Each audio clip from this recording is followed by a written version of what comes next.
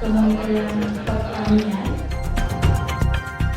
Menteri Pertanian Republik Indonesia Syahrul Yassin Limpo mengajak negara-negara di dunia untuk menjadikan pertanian sebagai sektor utama dalam menghadapi berbagai krisis seperti kelaparan dan kemiskinan.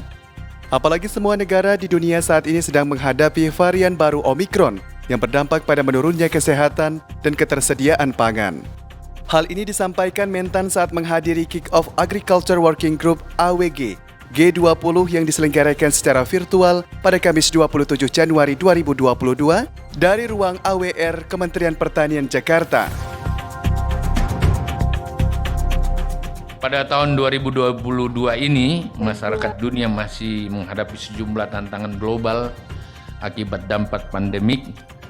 Bahkan juga kita hari ini dihantam oleh perubahan iklim yang telah menjauhkan kita dari pencapaian tujuan pembangunan berkelanjutan, khususnya tujuan 1 dan 2, yaitu pengentasan kelaparan dan kemiskinan yang menjadi tanggung jawab kita bersama.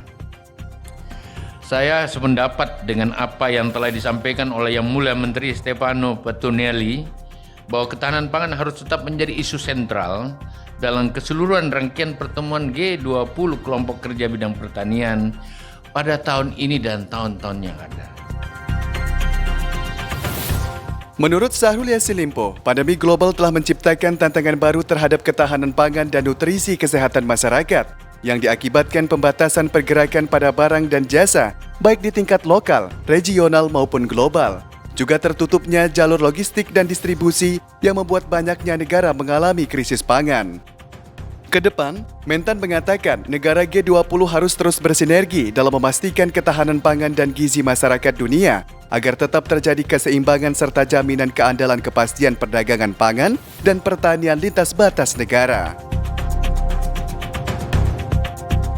Pandemi global telah menciptakan tantangan terhadap ketahanan pangan dan nutrisi yang diakibatkan oleh pembatasan pergerakan barang dan jasa baik di tingkat lokal, regional maupun global. Pada tingkat nasional, hal ini telah menyebabkan peningkatan risiko pada akses pangan dan nutrisi, terutama bagi penduduk miskin di desa dan di daerah perkotaan. Kelompok kerja bidang pertanian G20 Presidensi Indonesia telah mengidentifikasi 3 isu prioritas. Yang pertama, membangun sistem pangan dan pertanian yang tangguh dan berkelanjutan. Yang kedua, mempromosikan perdagangan pangan yang terbuka.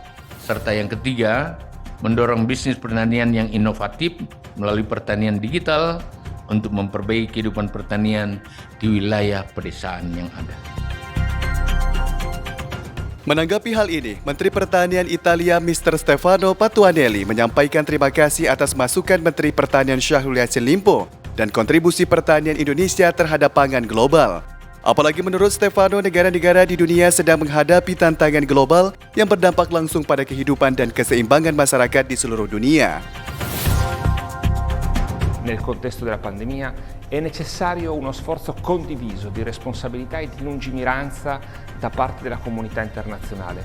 In un mondo sempre più interconnesso, il multilateralismo costituisce la chiave per affrontare le sfide e il G20, consapevole del proprio ruolo, è da sempre impegnato nella ricerca di risposte coordinate, efficaci ed eque, capaci di porre le basi per un futuro migliore e sostenibile. Sekretaris Jenderal Kementan RI Kasdi Subagiono menambahkan bahwa kelompok kerja bidang pertanian merupakan salah satu kelompok yang berada di bawah Serpatrek dan diampu oleh Kementerian Pertanian selaku ketua dari kelompok kerja tersebut.